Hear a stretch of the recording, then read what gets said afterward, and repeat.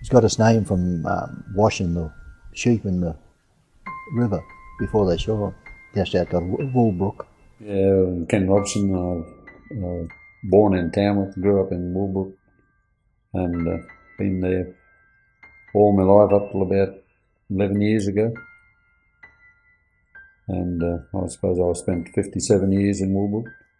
John McLaren, and I grew up in Sydney but came here when I left Ag College, which was not in 1963. We bought Nursedane and started a merino stud here. I'm Don Scott and I live at Woolbrook, or just out of Woolbrook, yeah. Been here all my life, haven't moved away from here. Went to school in Woolbrook and then I was a grazier after. Too busy now to even fish. We have put some fish in some of the bigger dams here and we lost them in the last big drought, but we've stocked them up again and hopefully they'll grow. No, I think what was done back when I was a kid is different now. Like when I first started with, well actually it was my mother's property, it was handed down from her father. When I first started we used to drench with arsenic and bluestone, all that which is now banned. Yeah. Like I say, the drenches now, they're totally different.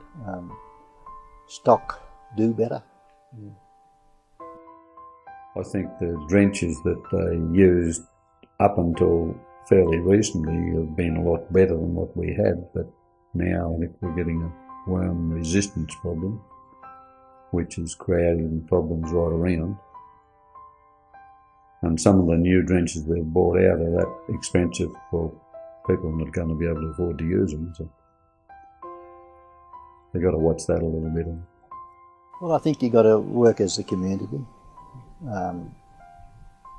rather than fight with all your neighbours. Better to be friends with them, yeah, and help one another. Only way it will survive is by community effort. So I come out here and work instead.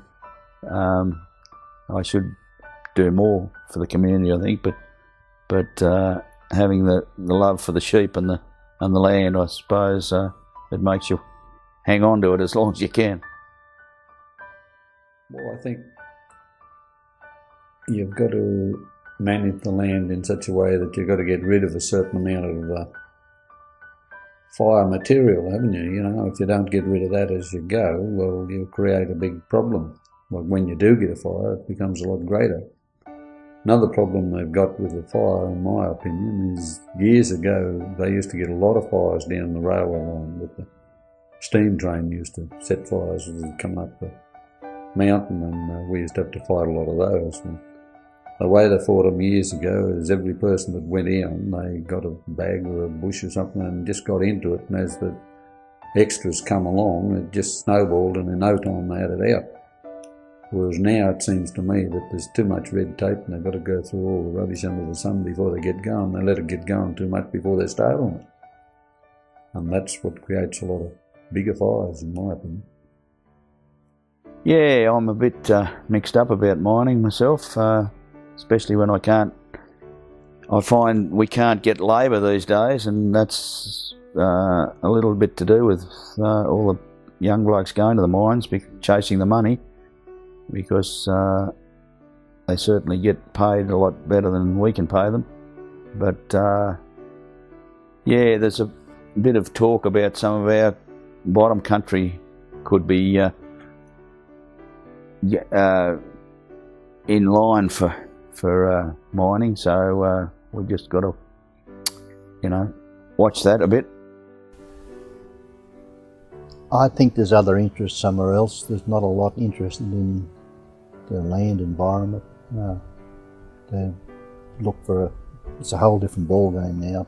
Like we used to go rabbit shooting and spotlighting over night time. They don't seem to do that anymore. Probably the attraction's not there at all.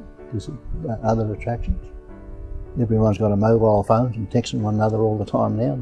They don't seem to talk to one another, really person to person. Yeah. And I think they're trying to do the right thing clearing-wise, that if you overclear certain areas, you will get wash and whatnot, but I think people are very conscious of that today, probably more so than they used to be.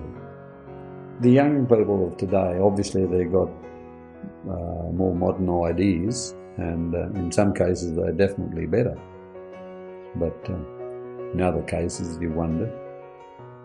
Well, I think this dry time we've had, yeah, it's been pretty hard. But I mean, we've had them before, so, you know, a lot of people say, well, it's this climate change, but when you look back through, 100 years of records, you can see plenty of times it's been just as dry. So we hope it's not the climate change. Changes? It's got better over the years, yeah. I don't know if we're heading in the right direction now. We tend to be probably demanding too much from the land, overstocking it and whatever. Yeah. Oh yes, there's plenty of wildlife there. No, there's not as many rabbits as there used to be. It used to be literally crawling with rabbits years ago, but there'd be just as many roos and that type of thing there, foxes and all that sort of thing. I think there's just as many as there were.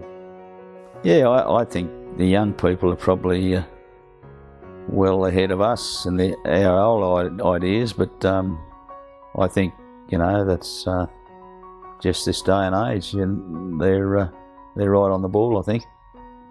Probably more so than we ever were.